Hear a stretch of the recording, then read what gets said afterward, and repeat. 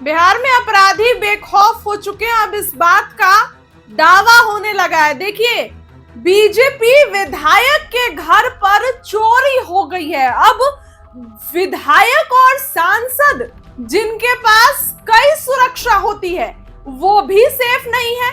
जी हाँ, बताएं आपको कि किसी भी घटना को अंजाम देने से अपराधियों में अब डर नहीं रहा है। खासकर पटना में अपराधियों का हौसला बढ़ता जा रहा है। वे आम लोगों के साथ साथ खास लोगों को भी निशाना बना रहे हैं।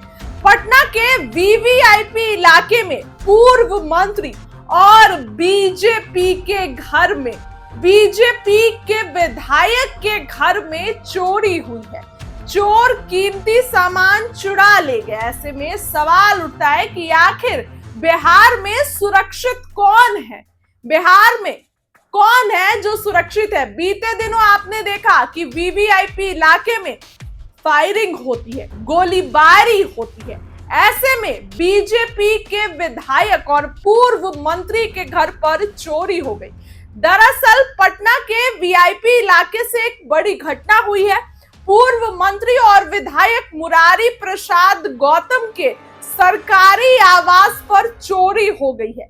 यह आवास सचिवालय थाना क्षेत्र के 12 सर्कुलर रोड पर स्थित है। चोरों ने पंखा, कूलर, गद्दे, कंबल, टोटी, तकिया और कई जरूरी सामान चुरा ले गए। पूर्व मंत्री के निजी सहायक सुजीत कुमार झा ने पुलिस को लेकर इसके लिए शिकायत करवाई है और पुलिस में जो है वो शिकायत दर्ज कराई है। उन्होंने ये बताया कि 22 जून की सुबह जब वे पूर्व मंत्री के सरकारी आवास पर पहुंचे तो वहां उन्होंने कई सामान गायब पाए। उन्होंने चोरी को गंभीर बताते हुए पुलिस से सख्त कार्रवाई की मांग की। फिलहाल पटना पुलिस मामले की जांच कर रही है। बता दें कि पटना में नेताओं के सरकारी आवासों में चोरी की अब पहली घटना नहीं है। पहले भी ऐसी घटना हो चुकी है। फरवरी 2025 में मंत्री नीरज कुमार बबलू के सरकारी आवास में सोने की चेन और नकदी चोरी हो गई थी। सितंबर 2023 में आरजेडी विधायक ललन यादव के सरकारी आवास में 48 घंटे के बीच 2 बार चोरी हुई।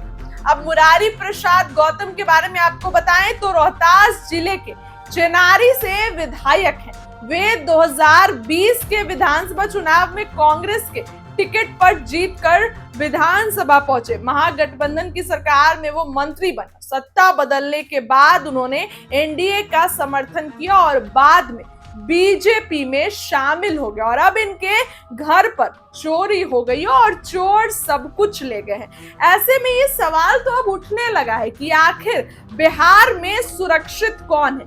बिहार में कौन सुरक्षित है? देखिए, वीवीआईपी इलाके में इस तरीके की घटना हो रही है। देखिए, आपने बीते दिनों देखा कि नीतीश कुमार के आवास वहीं पर है, राजभवन वहां पर है, राज्यपाल और तेजस्वी प्रसाद यादव बिहार के नेता प्रतिपक्ष और अशोक चौधरी के आवास के बाहर गोलीबारी होती है। ऐसे में अपराधी बेखौफ नजर आ रहे हैं। अपराधी में अब जो है वो डर नहीं रहा है। इस तरीके के जब काम हो रहे हैं तो पता चल रहा है। और क्या प्रशासन अभी कान में तेल डालकर सो रही है? क्या प्रशासन को ये चीज नहीं दिख रही है कि बिहार में अपराध बढ़ रहा है? ऐसे में नीतीश कुमार जो है वो उन पर भी तेजस्वी सवाल खड़े करते हैं। अब देखिए, बीजेपी विधायक के घर चोरी हुई, पुलिस इस पूरे मामले की जांच कर रही है और आपको बताएं कि चोर सारा कीमती सामान भी उठाकर चले गए।